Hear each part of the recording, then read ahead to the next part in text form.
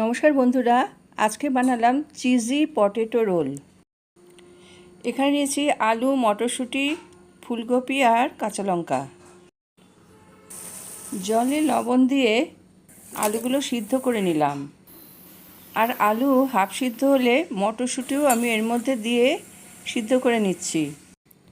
সিদ্ধ করা আলু, মটরশুঁটি তুলে নিয়েছি আর ফুলকপি গরম জলে খানিকক্ষণ ডুবিয়ে রেখে তারপরে গ্রেট করে নিয়েছি। এখন সব মিক্স করে নেব। আলু মটরশুঁটির সাথে গ্রেট করা ফুলকপি দিয়ে দিলাম। হাতেই সব স্ম্যাশ করে নিলাম। এর মধ্যে চাট মশলা আর জিরের গুঁড়ো অল্প করে দিলাম আর দিলাম চিজের একটা স্লাইস। হাত দিয়ে চিজও আমি এই আলু মটরশুঁটির মিশ্রণে মিশিয়ে দিচ্ছি। এরপর দিচ্ছি কাঁচা লঙ্কা কুচি আর 2 টেবিল স্পুন বেসন মিশালাম। আবার সব উপকরণ হাত দিয়ে ভালো মতো মিশিয়ে নিচ্ছি। সমান সমান ময়দা আর কর্নফ্লাওয়ারের একটা মিশ্রণ তৈরি করে এর মধ্যে অল্প জিরের গুঁড়ো দিলাম আর অল্প লবণ দিলাম। এরপর জল মিশিয়ে গাঢ় একটা মিশ্রণ তৈরি করে নিলাম।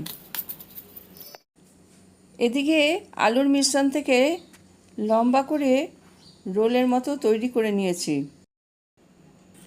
এবার রোলগুলো ময়দা কর্নফ্লাওয়ারের মিশ্রণে ডুবিয়ে তারপর ব্রেড ক্রামে মাখিয়ে আমি সব রেডি করে নিলাম।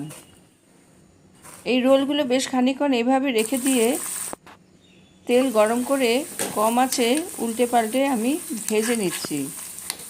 এইভাবে সব পটেটো রোলগুলো আমি ভেজে তুললাম আর টমেটো সস দিয়ে পরিবেশন করলাম। বিকেলে চা কফির সাথে এই পটেটো রোল কিন্তু খেতে খুবই ভালো লাগে।